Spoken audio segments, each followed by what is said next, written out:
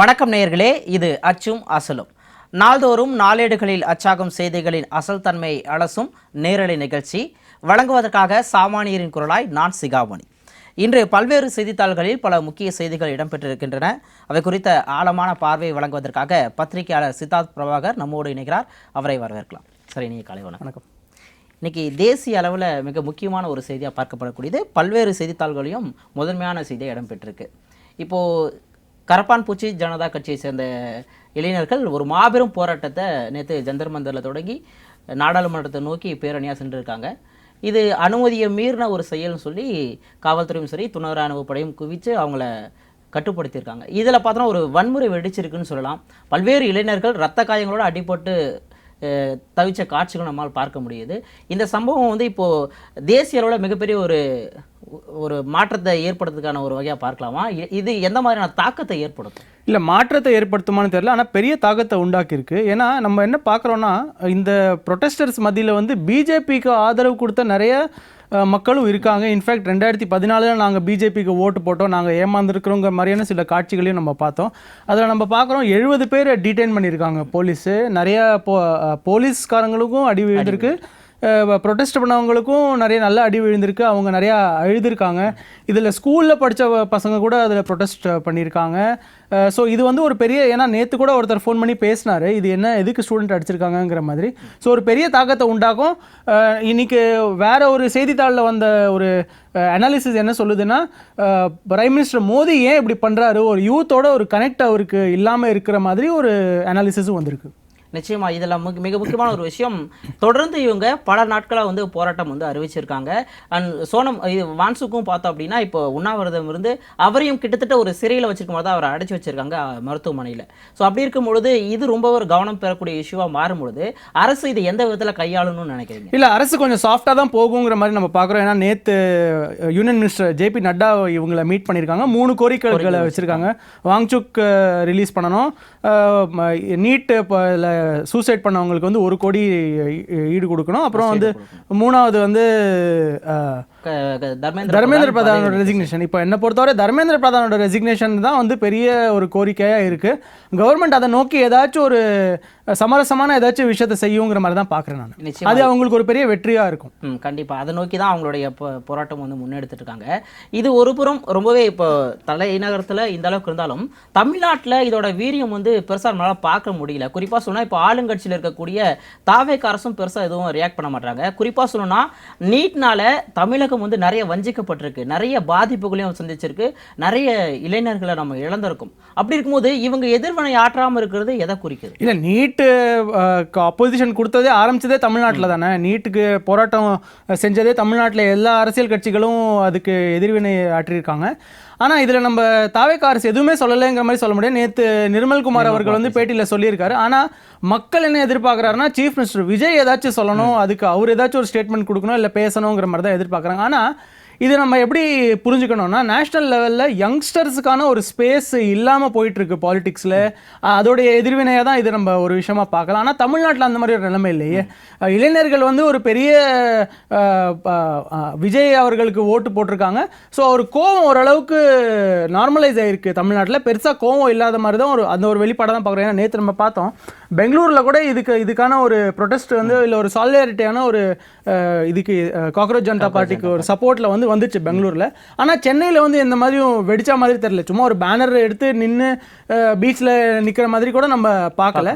So அந்த ஒரு விஷயம் தான். ஏன்னா இங்கே யங்ஸ்டர்ஸோட பொலிட்டிக்கல் பார்ட்டி தான் இருக்குது, எங்களுக்கு பிடிச்ச தலைவர் தான் வந்திருக்காருங்கிறதுனால ஒரு நார்மலாக இங்கே அந்த அளவுக்கு கோவம் இல்லாத மாதிரி இல்லை. அதை அப்படி எடுத்துக்க முடியுமா? ஏன்னா மாநில அரசியலில் இது ஓகே, ஆட்சி மாற்றத்தையே கொண்டு வந்திருக்காங்கிறது சரி. ஆனால் நம்ம மாநில சுயாட்சி பற்றி நெடுங்காலமாக நம்ம போராடிட்டு இருக்கோம். அப்படிப்பட்ட சூழலில் நம்ம கல்வியும் மாநில பட்டியலுக்கு மாற்றணுங்கிற கோரிக்கையும் தொடர்ந்து இருக்கும் பொழுது இப்போ நீட் அப்படிங்கிறது தேசிய அளவில் முக்கியத்துவம் வாய்ந்த ஒரு விஷயம் இல்லையா? அதில் நம்ம வாய்ஸ் அவுட் பண்ண வேண்டியது முக்கியம் இல்லை, ரொம்ப முக்கியம் தான். ஏன்னா இப்போ நீங்கள் இன்னைக்கு நியூஸ் பேப்பரில் வந்த செய்திகளை நீங்கள் ஒட்டி படிச்சிருந்தீங்கன்னா, இது வெறும் நீட்டுக்கான போராட்டம் மட்டும் இல்லை, பல்வேறு விஷயங்கள் மக்கள் மத்தியில் இருக்குது. இப்போ சிபிஎஸ்சியில் அந்த 3 லாங்குவேஜ் கொண்டு வருது, Indian language foreign language language அவங்களால படிக்க முடியாதுங்கிறத நிறைய பிஜேபியை சார்ந்த பெற்ற பேரண்ட்ஸே வந்து ப்ரொடெஸ்ட் பண்ணிக்கிட்டு இருக்காங்க. ஸோ கண்டிப்பாக தமிழ்நாட்டிலையும் அதுக்கான ஒரு கோபம் இருக்குது. ஆனால் அது அந்த அளவுக்கு வெடித்து வெளியே வராத காரணம் வந்து அவருக்கு மக்களுக்கு பிடிச்ச ஒரு யங் தலைவர் வந்ததுனால தான் அது வெடிக்கலைங்கிற மாதிரி பார்க்குறோம் நம்ம. கண்டிப்பாக நம்ம அடுத்த செய்தி பெரும்பாலான எல்லா செய்தித்தாள்களையும் இதுதான் பேனர் நியூஸாக கூட வந்திருக்கு. நாடாளுமன்றம் இப்போ நேற்று மழைக்கால கூட்டத்தொடர் வந்து தொடங்கி இருக்கு. ஆனால் பெருசாக எந்த ஒரு அலுவல்களும் பெருசாக நடக்கல. முக்கிய காரணம் என்னன்னா எதிர்க்கட்சிகளோட அமளி. இரங்கல் தீர்மானம் வாசிக்கிறப்பவே அமளியில் ஈடுபட்டுட்டாங்க. இது வழக்கமாக நடக்கக்கூடிய ஒன்று தானா, இல்லை இந்த இடத்துல கண்டிப்பாக முக்கியமான விஷயங்களை குறிப்பிட்டு எதிர்க்கட்சிகள் வந்து அமளியில் ஈடுபடுறாங்க? இல்லை, இப்போ எதிர்க்கட்சிகளுக்கு பேச வேண்டிய இல்லை எழுப்ப வேண்டிய குரல் விஷயங்கள் வந்து நிறைய இருக்குது. இது இந்த யங்ஸ்டர்ஸுக்கான இந்த நீட் பிரச்சனை, சிபிஎஸ்சி பிரச்சனைங்கிற மாதிரி ஏராளமான பிரச்சனை இருக்குது. அவங்க அதை பேசி தான் வந்து கவனத்தை ஈர்க்க தான் அதை ட்ரை பண்ணியிருக்காங்க. அது கவர்மெண்ட் அலோவ் பண்ணதுனால தான் அது அட்ஜர்ன் ஆகிட்டே இருந்திருக்கு. இது நம்ம முன்னாடி கூட பார்த்துருக்கோம். இந்த பார்லிமெண்ட்டில் இதுக்கு முந்தைய வருஷங்களில் நடந்த செஷன்ஸ்லையும் இதே மாதிரி தான் நடந்திருக்கு. இது தொடருங்கிற மாதிரி பார்க்குறேன். ஆனால் சுப்ரீம் கோர்ட்டோடைய ஸ்ட்ரென்த், ஜட்ஜஸோட ஸ்ட்ரென்த் இன்க்ரீஸ் பண்ணுங்கிற மாதிரி ஒரு பில் நேற்று இன்ட்ரடியூஸ் ஆகியிருக்கு. ஸோ இது இப்படி தான் தொடருங்கிற மாதிரி நான் பார்க்குறேன். ஏற்கனவே கொண்டு வந்த ஒரு விஷயம் தான் 34 நீதிபதிகளை 38 மாற்றணும்னு. இப்போ அதில் மாற்றம் வந்து கொண்டு வந்திருக்காங்க. இதில் முக்கியமான விஷயம், இப்போ எதிர்க்கட்சிகள் முன்வைக்கக்கூடிய பிரச்சனைகளில் இந்த ராமர் கோயில் நன்கொடை விவகாரம் வந்து முக்கியமான விஷயம். ஸோ அதை விட்டு இன்னொரு செய்தி இருக்குது. உச்சநீதிமன்றம் வந்து இதை அரசியலாக பார்க்காதீங்க, மாற்றாதீங்கன்ற மாதிரி ஒரு கருத்தை வைக்கிறாங்க. இதை எப்படி புரிஞ்சுக்கலாம்? இல்லை, இது எப்படி அரசியல் ஆக்காமல் இருக்க முடியும் நீங்கள் சொல்லுங்கள். ராமர் கோயில் வந்து ஒரு ப்ரைவேட்டான விஷயம்னா அதுக்கு பிரதமர் ஏன் போய் திறப்பு வேலை அந்த மாதிரிலாம் அந்த அபிஷேகத்துலலாம் உட்காரணும். ஸோ இது வந்து ரொம்ப முக்கியமான ஒரு அரசியல் விஷயம் தான். இப்போ இதில் நடந்த விஷயங்கள் வந்து எந்த சின்ன கோவிலையும் நடக்கலை. இது வந்து ரொம்ப பெரிய கோவிலில் நடந்திருக்கு. ஸோ கண்டிப்பாக அரசியல் மயமாக்கும். காங்கிரஸும் அந்த நிலைப்பாடு தான் வச்சிருக்காங்க. இது எப்படி அரசியல் மயமாக ஆக்காம இருக்க முடியுங்கிற மாதிரி தான் வச்சிருக்காங்க. நிச்சயமா, ஏன்னா இந்த பாஜக அரசுங்கிறது ராமர் கோயிலை இந்தியாவோட அடையாளமாக ப்ரொஜெக்ட் பண்ண. ஆமாம், இது பிரதமர் மோடியே அந்த அபிஷேகத்துக்கு உட்கார்ந்து இருந்தார்ல. ஸோ இது பிராண பிரதிஷ்டான்னு சொன்னாங்க அந்த டைமில். ஸோ இதை வந்து அரசியல் மயமாக்காம இருக்க முடியாது. ஏன்னா அரசை சார்ந்தவங்க நிறைய பேர் அதில் வந்து ஈடுபட்டிருக்காங்கிற மாதிரியான குற்றச்சாட்டும் வந்திருக்கு அதில். நிச்சயமா சார். அதே மாதிரி இப்போ மாநிலம் தழுவிய ஒரு முக்கியமான செய்தினா, பெரும்பாலான இப்போ தினகரன் தமிழ் இந்து திசையிலேயே பேனர் நியூஸ் தான் மார்கண்டேயனுடைய இந்த கைது அப்படிங்கிறது. நம்ம டிவிக்கு ஆட்சி அமைச்சதுக்கப்புறம் தொடர்ச்சியாக நம்ம பார்த்துட்டு இருக்கோம். முன்னாள் அமைச்சர்களும் சரி, இப்போ சிட்டிங் எம்எல்ஏஸை கூட அனிதா ராதாகிருஷ்ணன் தொடங்கி இப்போ ஒரு 2வதாக கைது பண்ணியிருக்காங்க. இது ஒரு அரசியல் காழ்ப்புணர்ச்சியால் நடக்கிறதுங்கிற மாதிரி ஒரு பார்வை இருந்தாலும், முதலமைச்சர் பற்றி இந்த மாதிரி கொலை மிரட்டல் விடுக்கிற அளவுக்கு பேசுகிறாரு அப்படிங்கிற மாதிரி பொதுமக்களுடைய பார்வையும் இருக்குது. இவங்களுக்கு இது நடக்கணுங்கிற மாதிரி ஒரு தாட்ஸ் இருக்குது. இந்த விஷயத்தை நம்ம எப்படி புரிஞ்சுக்கலாம்? இல்லை, நம்ம வந்து ஃப்ரீ ஸ்பீச்சுக்கு ப்ரோ இல்லை, அட்லீஸ்ட் நான் வந்து ரொம்ப ஃப்ரீ ஸ்பீச்சுக்கு ப்ரோவாக இருக்கிறதுனால இதுக்காக அரெஸ்ட்லாம் செய்யக்கூடாதுங்கிறத என்னுடைய பர்சனல் நிலைப்பாடு. ஆனால் நம்ம மக்கள் சார்ந்த விஷயத்தை நம்ம பார்க்குறோன்னா, திமுகவுடைய தலைவர்கள் வந்து மேடையில் வந்து ரொம்ப தரைக்குறைவாக பேசிக்கிட்டே இருந்திருக்காங்க நிறைய வருஷமாக. இந்த ஒரு பேச்சு இப்போது மக்கள் விரும்புகிற ஒரு தலைவருக்கு அகேன்ஸ்டாக நீங்கள் இந்த மாதிரி ஒரு பேச்சு பேசுறது வந்து மக்கள் பெருசாக அவங்களுக்கு இதில் உடன்பாடு இல்லை. இன்ஃபேக்ட் ஒரு காண்டு தான் வருது அவங்களுக்கு. ஸோ அதனால் அவங்க வந்து இந்த அரெஸ்ட்டை வந்து சரிங்கிற மாதிரி ஒரு பார்வையில் தான் பார்ப்பாங்க. ஏன்னா அந்த வீடியோ நேற்று அரெஸ்ட் ஆனதுக்கப்புறம் மார்க்கண்டேயன் அவர்கள் வந்து பேசின வீடியோ வந்து சமூக வலைதளங்களில் நிறைய வைரல் ஆகியிருக்கு. ஸோ இதில் வந்து எந்த தவறும் இல்லைங்கிற மாதிரி தான் பேசியிருக்காங்க. இப்போ திமுக தலைவர்கள் ஸ்டாலினாக இருக்கட்டும், உதயநிதி ஸ்டாலினாக இருக்கட்டும், இல்லை கனிமொழி மேடமாக இருக்கட்டும், அவங்க வந்து இதுக்கு கண்டனத்தை தெரிவிச்சிருக்காங்க. ஆனால் மக்கள் என்ன பார்க்குறாங்கன்னா, திமுக தலைவர்கள் கொஞ்சம் இன்னும் பார்த்து பேசணுங்கிற மாதிரி தான் அவங்களுடைய நிலைப்பாடு இருக்குது. நிச்சயமா இது நம்ம ஏற்றக்கூடிய விஷயம். ஏன்னா ஒரு முதலமைச்சருக்கு அவமரியாதை பேசுறதை தாண்டி மிரட்டல் விடுக்கிற எலும்பு உடைப்பேன் அப்படின்னு சொல்றது ரொம்ப ஒரு அபத்தமான ஒரு விஷயம். இல்ல, நீங்க அரசியல் ரீதியா அவங்களை எதிர்கொள்ளுங்க, அவங்க மக்கள் சார்ந்த விஷயங்களை பேசுங்க, அதுல வந்து நீங்க கடுமையா அவங்களை விமர்சிங்க, அதுல பிரச்சனை இல்லை.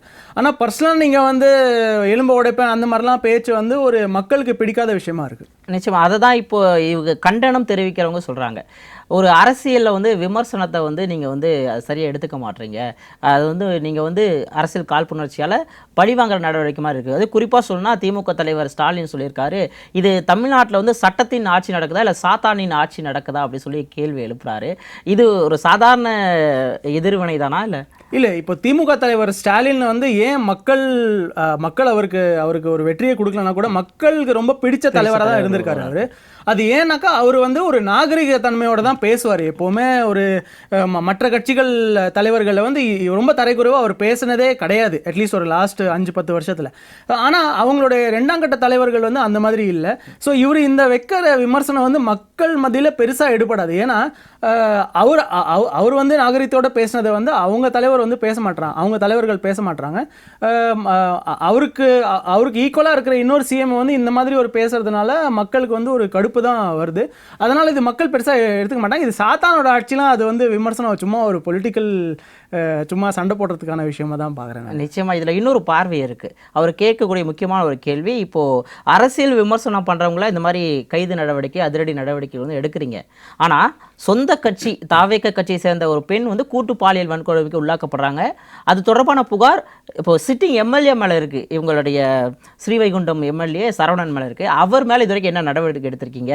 ஸோ இந்த மாதிரி மக்கள் பிரச்சனையில் கொஞ்சம் கவனம் செலுத்துங்க அப்படின்னு சொல்கிறாங்க. இதை எப்படி பார்க்கலாம்? இல்லை, அந்த ஸ்ரீவைகுண்டம் எம்எல்ஏ மேலே நடவடிக்கை எடுக்காதது வந்து ஒரு பெரிய கரும்புள்ளியாக தான் இருக்குதுன்னு நினைக்கிறேன் இப்போ இந்த வந்து ஆட்சிக்கு. அதில் தாவேகாவினர் என்ன சொல்கிறாங்கன்னா, இல்லை நம்ம இன்டர்னலாக அதை டீல் பண்ணிக்கிட்டு இருக்கோம், அதில் வந்து சில விஷயங்கள் இருக்குது, அதனால தான் நாங்கள் அரெஸ்ட் பண்ண முடியலங்கிற மாதிரி பேசிக்கிட்டு இருக்காங்க. ஆனால் மற்ற விஷயத்தில் வந்து அவங்க இப்போது அவங்க கட்சியில் வந்து ஒரு மாடம்பாக்கம் சேர்ந்த ஒரு பஞ்சாயத்து தலைவர் வந்து லஞ்சம் வாங்கினார், அவங்கள வந்து உடனே ரிமூவ் பண்ணி அவங்க மேலே ஆக்ஷன்லாம் எடுத்திருக்காங்க. ஆனால் அந்த ஸ்ரீவைகுண்டம் விஷயம், எம்எல்ஏ விஷயம் வந்து கொஞ்சம் ஒரு மக்கள் வந்து எதிர்பார்த்துக்கிட்டு இருக்காங்க. இந்த ஏதாச்சும் ஆக்ஷன் எடுக்கணும்னா அது ரொம்ப ரொம்ப டஃப்பான ஒரு விஷயம், என்ன சொல்கிறது, ரொம்ப க்ரீவியஸான ஒரு சார்ஜ். ஸோ அவங்க வந்து ஆக்ஷன் எடுக்கணுங்கிற மாதிரி பார்க்குறேன். அந்த விதத்தில் வந்து இந்த எலிகேஷன் வந்து ஒரு கரெக்டான எலிகேஷனாக இருக்கிறதா பார்க்குறேன். நிச்சயமாக சார். இப்போ நம்ம சர்வதேச அளவில் முக்கியத்துவம் வாய்ந்த ஒரு 2 செய்திகள் இருக்குது. இப்போது இந்து ஆங்கில நாளிதழில் முதல் பக்கத்திலே இருக்குது. ஒரு விஷயம் என்னென்னா, இப்போ வந்து சமீபத்தில் ஈரான் யூஎஸ் வார் அப்படிங்கிறது மிகப்பெரிய அளவில் போயிருந்தாலும் ஒரு 3 வருடமாக பார்த்தோம் அப்படின்னா உக்ரைன் ரஷ்யா போர் வந்து போயிட்டுருக்கு. இது வரைக்கும் இதில் இந்தியர்களுக்கு எந்த பாதிப்பு வந்ததில்லை. பட் முதல் முறையாக ஒரு 4 இந்திய மாலுமிகள் வந்து உயிரிழந்திருக்காங்க. ரஷ்யா ஏவுகணை தாக்குதலில் பார்த்தோன்னா ஒடேசா துறைமுகத்தில் நடத்தின தாக்குதலில் 4 இந்திய மாலுமிகள் வந்து உயிரிழந்திருக்காங்க. இது குறித்து இப்போ இந்திய வெளியுறவுத்துறை கூட அமைச்சகம் கூட கண்டனம் பதிவு செஞ்சுருக்காங்க. இது எந்த மாதிரியான அரசியல் நகர்வுகளை ஏற்படுத்தும்? இல்லை, இது நம்ம ஹிந்து நாளிதழில் நீங்கள் பார்த்தீங்கன்னா கூட அந்த ஈரான் செய்தியை விட அதிக முக்கியத்துவமாக இந்த செய்தி கொடுத்துருக்காங்க. ஏன்னா 2022 நடந்துட்டு இருக்கிற போரில் முதல் முறையாக இந்திய செயிலர்ஸ் வந்து இறந்துருக்காங்க, கொல்லப்பட்டிருக்காங்க. இது என்னன்னா, இது ரஷ்ய ஏவுகள்னால தான் இந்த மரணம் நடந்திருக்குங்கிற மாதிரி ஒரு செய்தி வந்திருக்கு. இந்தியாவுக்கும் ரஷ்யாவுக்கும் ஒரு நல்ல தொடர்பு இருக்குது. ஸோ கண்டிப்பாக அதை இவங்க ஒரு வேறு லெவலுக்கு எடுத்துகிட்டு போவாங்க, நெக்ஸ்ட் லெவலுக்கு எடுத்துகிட்டு போவாங்கிற மாதிரி தான் நம்ம பார்க்கணும். ஆனால் இதனால் வார் வந்து நிற்குமாங்கிற மாதிரி நம்ம கண்டிப்பாக பார்க்க முடியாது. ஆனால் இந்தியா வந்து ஒரு கண்டனத்தை ரஷ்யா கிட்ட நேரடியாகவே சொல்லுங்கிற மாதிரி பார்க்கலாம். நிச்சயமாக. ஏன்னா நீங்கள் ஏற்கனவே குறிப்பிட்டது போல தான் இந்தியா வந்து பெரும்பாலும் அண்டை நாடுகள் கூடயும் சரி உலக நாடுகள் கூட பரஸ்பரம் நட்புறவை எதிர்பார்க்குற ஒரு நாடு. அதுவும் குறிப்பாக சொல்லணும்னா ரஷ்யா கூட ரொம்ப நல்ல நட்புறவு இருக்குது. ஸோ இந்த ஒரு விஷயத்தை என்ன மாதிரியான அழுத்தம் இல்லை, இந்தியா வந்து முதல்ல இருந்தே இந்த ரஷ்யா யுக்ரைன் வாரம் நிறுத்தணுங்கிற மாதிரி தான் பலமுறை வலியுறுத்தியிருக்காங்க. ஸோ அது மறுபடியும் அதை வலியுறுத்துவாங்கிற மாதிரி தான் பார்க்கணும் சார். அதே மாதிரி இந்து ஆங்கில நாளிதழில் இன்னொரு முக்கியமான செய்தி சர்வதேச அளவில் இப்போ ஈரான் அமெரிக்க போர் அப்படிங்கிறது தொடர்ந்து போயிட்டு இருந்தாலும் இதில் அடிக்கடி இப்போ போர் நிறுத்த ஒப்பந்தங்கள் போடுறாங்க, திரும்பவும் அதை வந்து ரத்து பண்ணுறாங்க. இந்த மாதிரி ஒரு சூழல் இருக்கும்பொழுது வழக்கமாக இதில் அமெரிக்கா சொல்லக்கூடிய கருத்துக்கள் தான் பெரிய அளவில் கவனம் எடுத்திருக்கு. பட் இப்போ பார்த்தோம் அப்படின்னா ஈரானுடைய அதிபரே சொல்லியிருக்காரு, ஈரான் ஒரு முழுமையான போரில் வந்து இருக்குது அப்படி சொல்லி. இதை எப்படி புரிஞ்சுக்கலாம்? இது இன்னும் தீவிரம் அடையிறதுக்கான வாய்ப்பு இல்லை, கண்டிப்பாக இது ரொம்ப தீவிரம் அடையுங்கிற மாதிரி பார்க்குறேன். ஏன்னா ஈரானோட பிரசிடென்ட் பெஜஸ்கியானுங்கிற பிரசிடென்ட்டே அனௌன்ஸ் பண்ணியிருக்காரு. இங்கிலீஷில் நம்ம ஆங்கிலத்தை சொல்லணும்னா ஃபுல் ஸ்கேல் வாருங்கிற மாதிரி சொல்லியிருக்காரு. நம்ம பார்க்குறோம் அமெரிக்கா வந்து 9 நாட்களாக ஏவுகளை வச்சுட்ருக்காங்க. அவங்க இன்ஃபேக்ட் அவங்களுடைய சிவிலியன் நியூக்ளியர் இடத்துலலாம் வந்து இவங்க நேற்றுக்கு ஏவுகளை விட்டுருக்காங்க. அது வந்து ஒரு ரொம்ப பெரிய விஷயம். ஸோ இது இன்னும் தொடருங்கிற மாதிரி பார்க்குறேன். ஈரான் வந்து பஹ்ரைன், கத்தார் பண்ணல, ஆனால் பஹ்ரைன், குவைட்லாம் நிறைய தாக்குதலை நடத்திக்கிட்டு இருக்காங்க. ட்ரம்ப்பும் நம்ம பார்த்தோன்னா நேற்று ஒரு ஸ்டேட்மெண்ட் விட்டுருக்காரு, நாங்கள் அவங்கள நியூக்ளியர் போக விட மாட்டோம் அப்படிங்கிற மாதிரியான நியூக்ளியர் மிசைல் அவங்க அடைய விட மாட்டோங்கிற மாதிரி ஒரு பேசியிருக்காரு. ஸோ இது வந்து எங்கேயுமே நிறுத்துற மாதிரி நமக்கு தெரில. இதனால நமக்கு தான் பெரிய பாதிப்பு.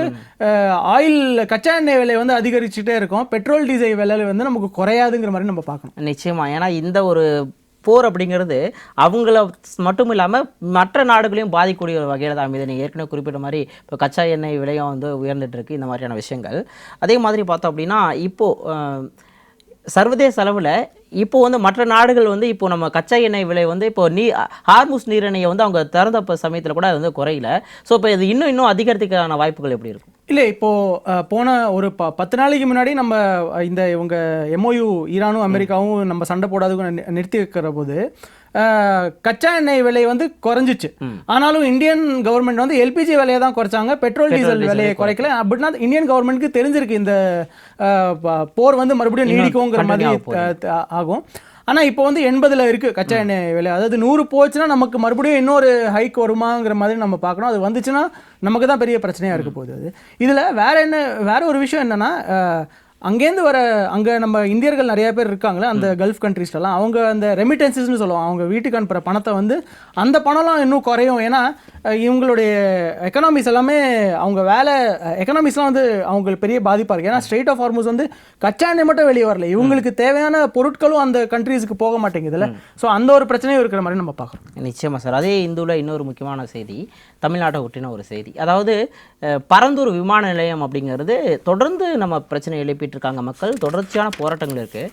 ஆனால் விஜய் அவர்களுடைய அரசியலில் இது ஒரு மிக முக்கியமான ஒரு விஷயம். ஏன்னா அந்த இடத்துல போய் அவர் உங்களுக்காக நான் நிற்கிறேன் அப்படின்னு சொல்லி பேசின விஷயம் மிகப்பெரிய ஒரு எழுச்சியாக பார்க்கப்பட்டது. அவருக்கு ஒரு நல்ல ஒரு மாஸ் கிரியேட் பண்ணி கொடுத்துச்சு. இப்போது ஜெயிச்சு ஆட்சிக்கும் வந்துட்டார்.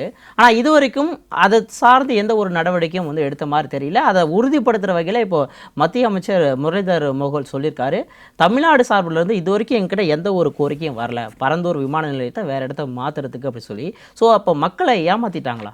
இல்லை, ஏமாற்றங்கிற மாதிரி நம்ம சொல்ல முடியாது. ஏன்னா அவங்க அரசு ஸ்போக்ஸ் பர்சன் டிவிகே நிர்மல்குமார்லாம் சொல்லியிருக்காரு, இது பரந்தூரில் விமான நிலையம் வராதுங்கிற மாதிரி சொல்லியிருக்காரு. ஆனால் இதில் அவங்க இன்னும் கம்ப்ளீட்டாக ஜியோ பாஸ் பண்ணல, இந்த டிசிஷனுமே அவங்க எடுக்கல. இதில் நான் எப்படி பார்க்குறேன்னா, சீஃப் மினிஸ்டர் விஜய்க்கு 2 இமேஜ் இருக்குது. ஒன்று வந்து அர்பனிஸ்ட், அவர் வந்து அர்பன் திட்டங்களை நிறையா கொண்டு வருவார், சிட்டிஸை வந்து நிறையா டெவலப் பண்ணுவாருங்கிற மாதிரி ஒரு இமேஜ் இருக்குது. இன்னொன்று வந்து பரந்தூரை சார்ந்த நீங்கள் சொன்ன மாதிரி அந்த மக்கள்கிட்ட அவர் வந்து ஒரு ப்ராமிஸ் பண்ணியிருக்காரு, இங்கே வந்து விமான நிலையம் வராதுங்கிற மாதிரி சொல்லியிருக்காரு. இந்த 2 இமேஜும் அவர் எப்படி பேலன்ஸ் பண்ண போகிறாருங்கிறது தான் மேட்ரு. இப்போது பரந்தூர் விமான நிலையத்தை அவர் ஜியோ போட்டு கேன்சல் பண்ணாருன்னு வைங்களேன், அவர் ஃபாரின் இன்வெஸ்ட்மெண்ட்டு அப்புறம் இந்த பிஸ்னஸ் லீடர்ஸ் மத்தியில் அவருக்கான ஒரு இமேஜ் இருக்குல்ல, ஒரு அர்பன் சென்ட்ரிக். ஏன்னா அவர் சென்னையிலே பிறந்து வளர்ந்து ஒரு இன்டர்நேஷ்னல் லெவலில் இருக்கிற ஒரு ஆள். ஸோ அந்த இமேஜ் வந்து அவருக்கு ஒரு பின்னடைவு இருக்கும். ஆனால் இதே நேரத்தில் வந்து அவர் விமான நிலையத்தை சரி ஓகே இங்கே விமான நிலையம் வரட்டும்ங்கிற மாதிரி ஒரு பேச்சு வச்சாருன்னா, இவர் மக்களுக்கு கொடுத்த ப்ராமிசஸ் அவர் வந்து பின்பற்ற மாதிரி ஒரு விஷயமா இருக்கும். அது ஆனால் அதே மாதிரி இதோட நம்ம முடிச்சிக்க முடியாது. இப்போது மேகதாது இஷ்யூங்கிறது மிகப்பெரிய அளவில் போயிட்டுருக்கு. அவங்களும் கூட என்ன சொல்கிறாங்க, கர்நாடக முதலமைச்சராக இருக்கட்டும் அமைச்சர்களாக இருக்கட்டும் என்ன சொல்கிறாங்க அப்படின்னா, எங்களுக்கு வந்து இப்போ தண்ணீர் திறந்து விட சொல்லியும் கூட பெருசாக எந்த ஒரு கோரிக்கையும் வந்ததில்லைன்றாரு. இந்த மாதிரி அடுத்தடுத்து மாநிலம் நலன் சார்ந்த விஷயங்களில், மக்கள் நலன் சார்ந்த விஷயங்களில் முதலமைச்சர் விஜயனுடைய அந்த மௌனம் வந்து மிகப்பெரிய ஒரு தாக்கத்தை வந்து ஏற்படுத்தாமல் போயிடும். இவர் மௌனமாக இருக்கும்போது மக்கள் தானே வஞ்சிக்கப்படுறாங்க. ஸோ அவர் வாய்ஸ் அவுட் பண்ண வேண்டிய கட்டாயத்தில் இருக்கார். கண்டிப்பாக அவர் வாய்ஸ் அவுட் பண்ண வேண்டிய தேவை இருக்குது. ஆனால் இந்த அரசை, நம்ம விஜயோட அரசை வந்து நம்ம எப்போவுமே தமிழ்நாடு அரசியலை வந்து திமுக அதிமுகவோட பார்வையிலேயே பார்த்துக்கிட்டு இருக்கோம். இது புதுவிதமான ஒரு அரசியலை அவர் செய்கிறாருங்கிற மாதிரி பார்க்குறோம். நான் பேச்சு கம்மி பண்ணிப்பேன், ஆனால் வந்து என் அரசு தான், அரசோட வேலைகள் திட்டங்கள் தான் பேசுங்கிற மாதிரி அவர் ஒரு இமேஜை வலியுறுத்த ட்ரை பண்ணுறாருங்கிற மாதிரி நம்ம பார்க்கணும். ஸோ இன்னைக்கு கூட செய்தி வந்திருக்குன்னு நினைக்கிறேன், மேகதாது பற்றி அவர் ஏதோ ஒரு மீட்டிங் வைக்க போகிறார், ஆலோசனை கூட்டம் நடத்த போகிறாருங்கிற மாதிரி நடத்திருக்காருங்கிற மாதிரி. ஸோ போக போக அவர் என்ன முடிவு எடுக்கிறாருங்கிற மாதிரி பார்க்குறோம். ஏன்னா இந்த விஷயத்தை வந்து அவங்க கூர்ந்து கவனிச்சுட்டு இருக்காங்க. அதை ஏதாச்சும் ஒரு பர்மனன்ட் தீர்வு வரணுங்கிற மாதிரி தான் அவங்க விஷயத்தை செய்ய போகிறாங்க பார்க்கலாம். நிச்சயமாக நம்ம பெரும்பாலும் பார்த்தோம் அப்படின்னா, இப்போது மழைக்காலங்களில் இந்த டெங்கு காய்ச்சல் இது வந்து ரொம்ப தவிர்க்க முடியாத ஒரு விஷயம். இதை ஒட்டி ஒரு செய்தி தினமணியில் வந்து வந்திருக்கு. என்ன அப்படின்னா, இந்தியாவில் முதல் முறையாக டெங்குக்கான தடுப்பூசி வந்து பர்மிட் பண்ணி ஒப்புதல் வந்து கொடுத்துருக்காங்க. ஸோ இதன் மூலமாக என்ன மாதிரியான நன்மைகள் வந்து கிடைக்கும் நமக்கு? இது ரொம்ப முக்கியமான செய்தி. டக்கேடா பயோஃபார்மான்னு ஒரு கம்பெனி வந்து ட்ரக் கண்ட்ரோலர் ஜெனரல் இந்தியா கிட்டேருந்து இந்த பர்மிஷனை வாங்கியிருக்காங்க. 4லேருந்து 60 வயசு உண்டானவர்கள் வந்து இந்த தடுப்பூசியை போட்டுக்கலாம். 2 தடுப்பூசி போடணும் 3 மாதத்துக்கு நடுவில். இப்போ என்ன நம்ம பார்க்குறோன்னா, இந்தியாவில் வந்து 200க்கு மேலான மறைவுகள் நடந்திருக்கு டெங்கியில். தமிழ்நாட்டிலே நம்ம பார்க்குறோம், சென்னையில் ரொம்ப பெரிய விஷயம். ஏன்னா அது தண்ணியை வந்து குடத்தில் அவங்க பிடிச்சி வச்சுப்பாங்க, அதில் வந்து அந்த டெங்கு கொசுக்கள் வரும். 2025 12 மரணங்கள் வந்துச்சுன்னு நினைக்கிறேன் டெங்கு.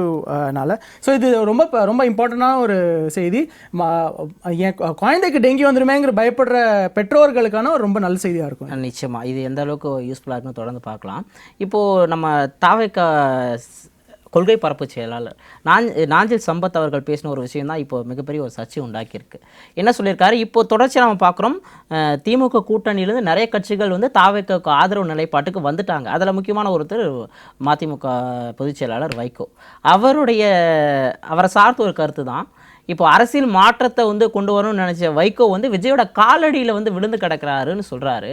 இதை எப்படி புரிஞ்சுக்கிறது, அவங்களுக்குள்ள என்ன எப்படி போகும்? இல்லை, அது தாவேக்காவுடைய பேச்சாளர்கள்லாம் இப்போ அப்பப்போ இந்த மாதிரியான வார்த்தை விடுறது தான் வந்து கொஞ்சம் ஒரு மாதிரியான முகத்தை சுளிக்க வைக்கிற மாதிரியான விஷயங்களா இருக்கு. ஏன்னா மக்கள் ஏற்கனவே இருந்த திராவிட கட்சிகள் பண்ணதை இவங்களும் பண்றாங்க. நம்ம கரெக்ட். அதுவும் நாஞ்சில் சம்பத் வந்து ரொம்ப திறமையான பேச்சாளர், ரொம்ப எக்ஸ்பீரியன்ஸான பொலிட்டிக்கல் லீடர் அவர்.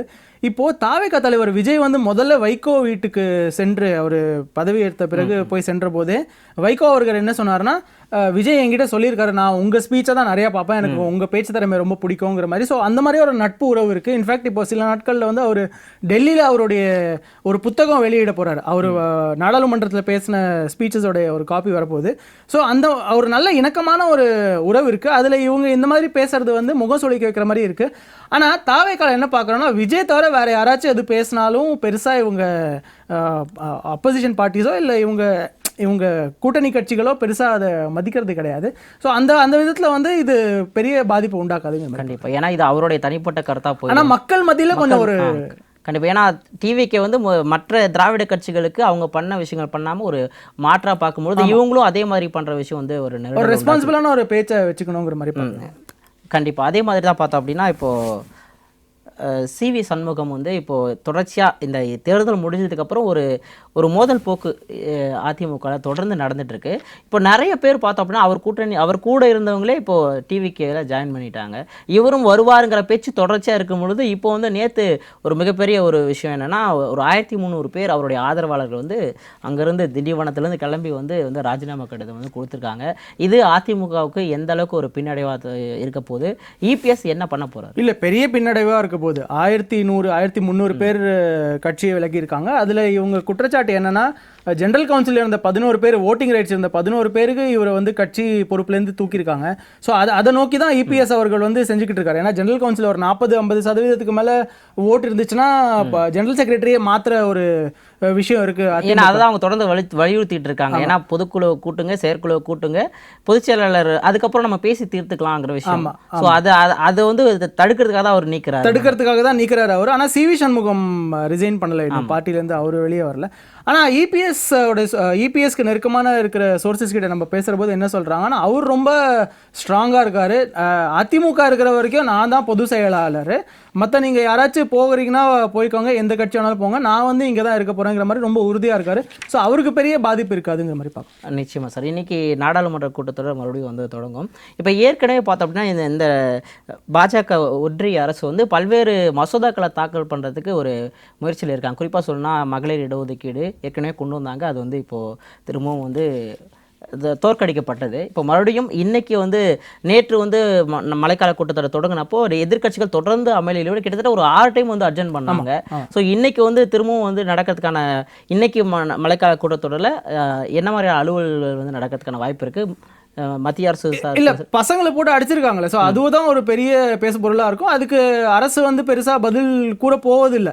ஸோ அதனால் மறுபடியும் இன்னைக்கு நேற்று நடந்த விஷயம் தான் இன்றைக்கும் நடக்குங்கிற மாதிரி நம்ம பார்க்கணும். நான் முக்கியமாக என்ன பார்க்குறேன்னா, திமுகவும் காங்கிரஸுக்கும் ஒரு இணக்கமான ஒரு பந்தம் போகுமாங்க பார்க்குறேன். ஏன்னா ஜோதிமணி அவர்களும் கனிமொழி அவர்களும் ரொம்ப ஒரு நட்பாக இருக்கிற ஒரு ஃபோட்டோவை வெளியிட்டிருக்காங்க. ஸோ அந்த ஒரு இது எப்படி இருக்குங்கிற மாதிரி பார்க்கணும். நிச்சயமாக சார். இன்னும் இன்னைக்கு நிறைய செய்திகள் கண்டிப்பாக நம்ம வந்து விலாவாரியாக பேசியிருக்கோம். உங்களுடைய மேலான கருத்துக்களை வழங்கியதற்கு நன்றி. நேர்களே, இன்று அச்சும் அசலும் நிகழ்ச்சியில் பத்திரிகையாளர் சித்தார்த் பிரபாகர் நம்மோடு பல செய்திகள் குறித்த பல்வேறு கோணங்களை முன்வைத்திருக்கிறார். மீண்டும் நாளை அச்சும் அசலும் நிகழ்ச்சியை சந்திக்கலாம். நன்றி, வணக்கம்.